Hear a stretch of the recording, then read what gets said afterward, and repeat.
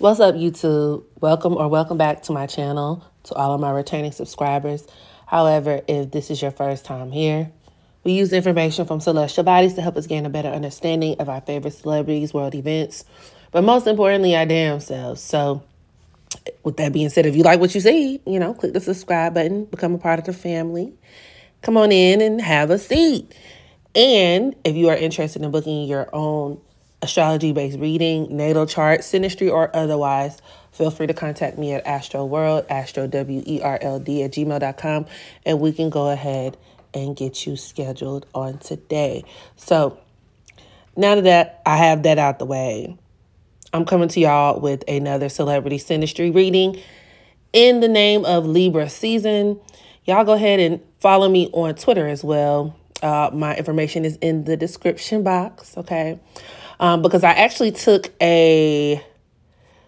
some suggestions. I asked my followers what they wanted to see in terms of synastry readings for Libra season, because Libra does deal with marriage, it deals with relationships, and then this also kind of reinforces this transiting Libra South Node that we've been experiencing. And a huge manifestation of this transiting South Node in Libra, transiting North Node in Aries, is marriage being a major theme and topic within society, specifically the dissolution of marriages, right? It has been divorce season, and that's because Aries, with it being on the North Node, it creates more separative influence, right? It creates a desire for independence and for people to function a lot more independently, not congruent, not conducive for long-term marriage and partnership at all.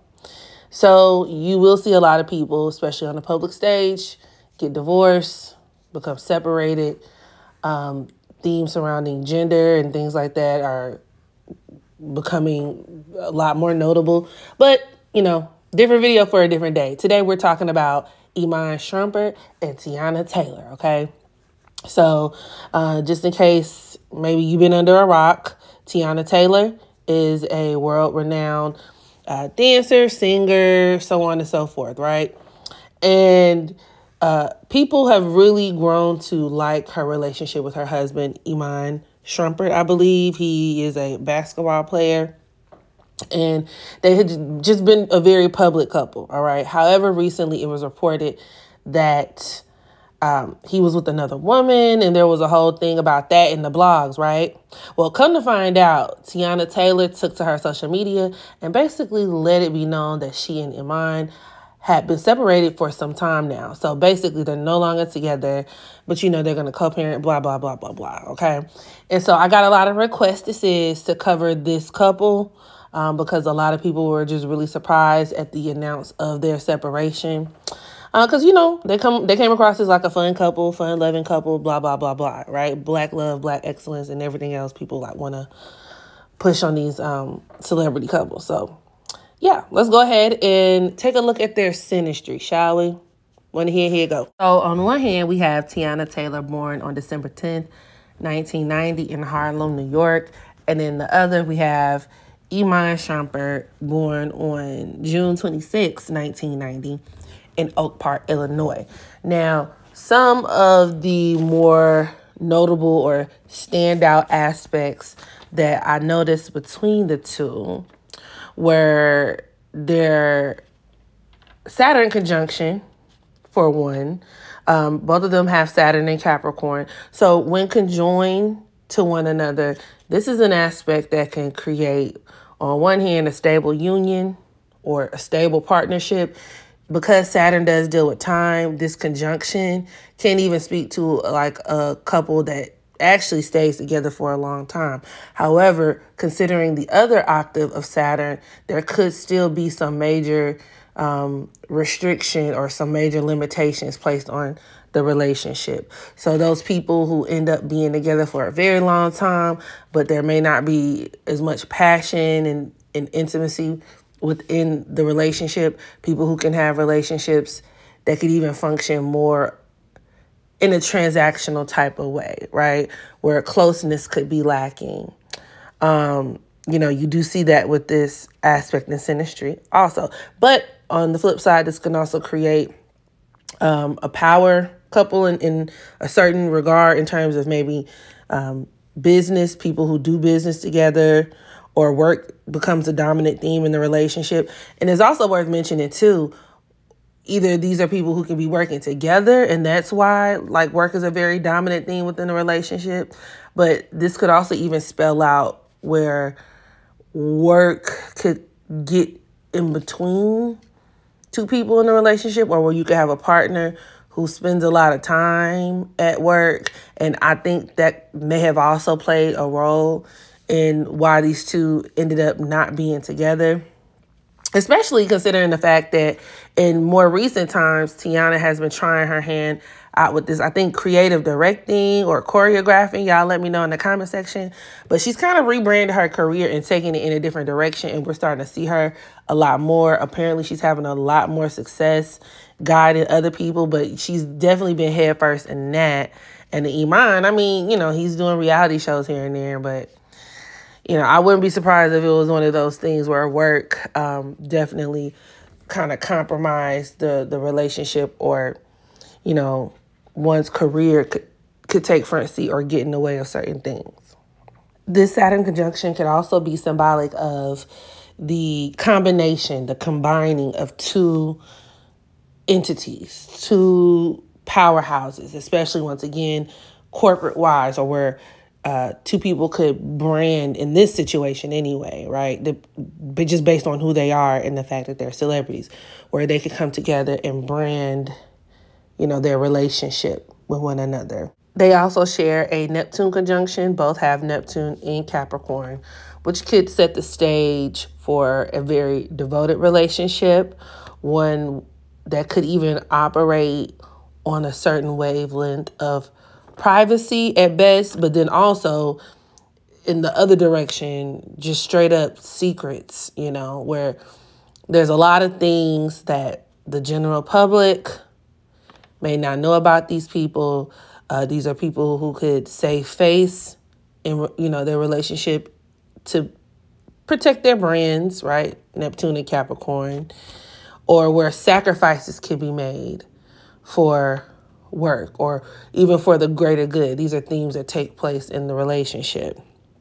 But even if we're talking about the theme of secrecy, scandal, public embarrassment, right, could be the stage that is set when we talk about this Neptune conjunction in Capricorn.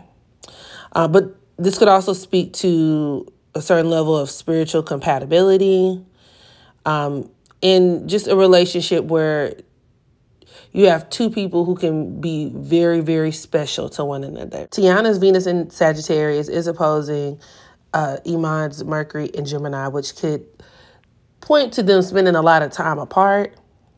Once again, especially when it comes down to like maybe Teyana traveling, this could just deal with where they're essentially on two different pages.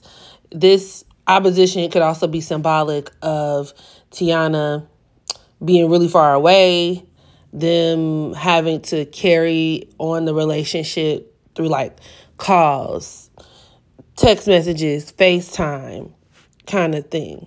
So there's like an issue with time, or there could be an issue with, once again, just making sure they're coordinated in terms of, how they approach the relationship, which could also be very straining. Teyana has her Libra moon squaring Iman's Uranus and Capricorn. This is actually a divorce aspect, so it could point towards their separation, with Iman probably being the first to just outright, take that step. It could deal with where they could have been living two completely different lives, honestly. Because of Libra moon and its natural inclination towards saving face or maintaining a certain public standing, it's very likely that Teyana probably wanted to, make them seem a certain way, or she's the one who's responsible for trying to, even despite what they're going through privately, kind of maintain a certain look to the public. However, with this square to Iman's Uranus, he may not be the one who goes with the program, so to speak. And which kind of makes sense because nobody was even talking about the status of their marriage until they saw him out here moving sloppy and being with different women and stuff like that. Also, this square could point to where outside people could be an interference within the relationship, especially on Iman's side of the equation. Maybe he's the type to have a lot of friends. You know, that's another way to look at that too. So there's that. Also, they have a conjunction. So Teyana's Mercury in Capricorn is conjoined to Iman's Uranus. This could point to them having just a very unique connection. And it's also worth noting, just in general, when looking at their synastry, Uranus is highly aspected and mostly in a negative way. But with them both being Aquarius North nodes, what this tells me is that basically their synastry is going to work to force them to fulfill that Aquarius North node, which inevitably is going to have to create a separation in the relationship. When you think about what Aquarius represents as an archetype, a lot of Aquarius North nodes end up going through separations or divorces, especially if they find themselves with people that they have been with for a very long time, or, you know, that kind of thing. In this lifetime, because Aquarius does symbolize friendship, it represents, you know, a different type of companionship. So there's often more emphasis that has to be placed on that area of your life, which ultimately is why I can definitely see how their marriage kind of went from one place into the direction of, okay, well, we're still friends, you know, or two people who can come together as friends at the end of the day, or just kind of have a relationship that, I mean, is unconventional in certain ways. And Aquarius does deal with unconventionality. Y'all know I be butchering words. But anyhow, it's just unconventional. And even when they were in the relationship, quote unquote, a lot of the things that they even disclosed about their relationship was found to be this unconventional, very unconventional to the public. And they experienced, you know, their fair share of backlash for that. But I digress. Some other things that are going on in their synastry, you have Teyana's Uranus opposing Iman's Cancer Sun. This could deal with Teyana being blindsided by the truth, especially as it pertains to women, other women. So I do think that could have been a factor, even though she claimed infidelity was not a part of why they broke up. But, you know, it is what it is. It could just also deal with maybe Teyana being kind of avoidant or ignoring, you know, him in certain ways, or not being as attentive or a little bit too unavailable for him and his likeness. You know, Cancer men do want a certain level of attention, a certain level of closeness. And with this opposition to Teyana's Uranus, especially in Capricorn, you know, there was a limited, she's very limited in that area in terms of how, you know, she could give him that type of support. That could also deal with where she could have been unavailable once again due to work or something like that. Or where on one extreme, she's there and she's with him, but then the next thing, she gets a job, she gets a gig, she's gone. And it could leave him feeling kind of like pushed away from her, or where she can be the type to, you know, push him away and that kind of thing. As a matter of fact, Teyana's Mars is conjoined to Iman's Venus in Gemini. And this conjunction could literally deal with her wearing the pants in the relationship. It could deal with where Iman may have voiced certain things to her. Because, you know, this could create a dynamic to where, you know, two people or a couple could like tell each other everything, you know, or that could be how they regard one another. Like, oh yeah, we could talk about this, we could talk about that. And, you know, maybe he's brought up other women or whatever the case may be, but due to that bisexuality mode that is procured by Teyana's Mars and Gemini, she's the one who actually actively puts stuff into motion. in terms of like looking for the other women, because this is a threesome aspect, just straight up and down, honestly. Obviously, I'm not saying every couple who has Mars, Venus conjoined in Gemini are actively engaged in threesomes, but for what it's worth, there's a certain level of curiosity. Like I said, especially with Teyana and her Mars and Gemini dominating the situation.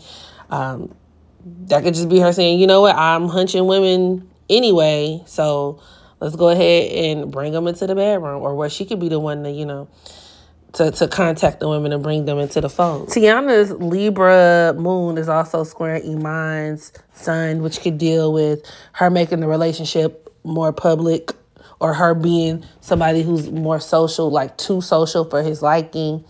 It could deal with where maybe just the way because she is a socialite. Libra is a sign of socialite, so her being a Libra moon makes sense. But the square that is forming to his sun could really interfere with the inner dynamics of their relationship in their household. The moon is a person's household, where he may want to be more private and she's just not. And even in regards to how she deals with the kids and stuff like that, like where he just is somebody who could be very like protective of his family and, you know, want to keep certain things out the way and certain things to themselves. And where she, you know, it's just not like that. Everything for Libra moons is all about keeping up appearances and things like that too. So, and then you have Teyana's Jupiter and Leo squaring Iman's Pluto in Scorpio, which could also lead to situations involving like cheating, infidelity, but also major themes surrounding like power struggles and control, and even like resentment, specifically when you look at Teyana's Jupiter in Leo. So you could look at this as like Iman being kind of jealous or resentful of the attention she receives, especially if it's male attention, but just even in the industry, you know, where there could be some jealousy there, or once again, resentment, or the tendency to feel a certain way. This could also produce like a certain level of avoidance. So especially on Iman's part. So the more successful she gets, or, you know, the more popularity she experiences, where he could just kind of, you know, it could turn him off, where he could really feel a way about that. And once again, with both of them being Leo South nodes, they have a lot of karma that's generated around not feeling appreciated. And a lot of times, especially you see this with celebrities with this lunar nodal axis, where they feel like their contribution to like the entertainment industry or something like that isn't really being acknowledged, you know, in the way that it's supposed to be. And so with that Aquarius North node, a lot of times these are people who end up having to pivot in regards to, you know, maybe these are people who could get into their activism bag, or, you know, spend a lot more time supporting and cultivating other people, which Teyana has, in my opinion, successfully done. I feel like she's cracked the Aquarius North Node code. But once again, Aquarius may very much require for you to separate from, you know, those unhealthy attachments, and especially in regards to love, romance, and stuff like that. Like, you may very well have to turn your back on people or separate in order to pursue other things, okay, in the name of liberation and independence. So, but, you know, I feel like they'll be okay, because they do have a really good aspect together, a shared synastry aspect that I like, which is Teyana's Pluto in Scorpio trining Iman's Jupiter in Cancer, which can speak to just them being this power couple from like a family standpoint, or having a close family bond, you know, where Teyana is very supportive of him, or where they can have a bond where they share family, like even surrogate family. And their family could extend far beyond just them two and their immediate household. It could be like, well, you know, Teyana's cool with his family, or he's cool with her family, that kind of thing. And this could keep, you know, I could see how this could keep two people in a situation where they can effectively still come together and do what's best for the greater good when it comes to their own family unit, despite whether they're together or not. But, you know, the truth is, I don't think this is a relationship that was ever supposed to last. Like I said, if nothing else, especially with this Mercury-Uranus conjunction, maybe it could be a situation of convenience. You know, it just made sense for a while, which is why they never made a big deal about it publicly. Because, you know, to them, we can just make this a business transaction and move in a way that is convenient for both of us without, you know, all the extra. But, I mean, yeah, that's pretty much it. So, I mean, it's cool. It wasn't as juicy as I thought it was going to be. It's just the typical stuff. But, you know, y'all let me know what y'all think about this situation, this relationship in the comment section. And I will catch y'all in the next video. Bye.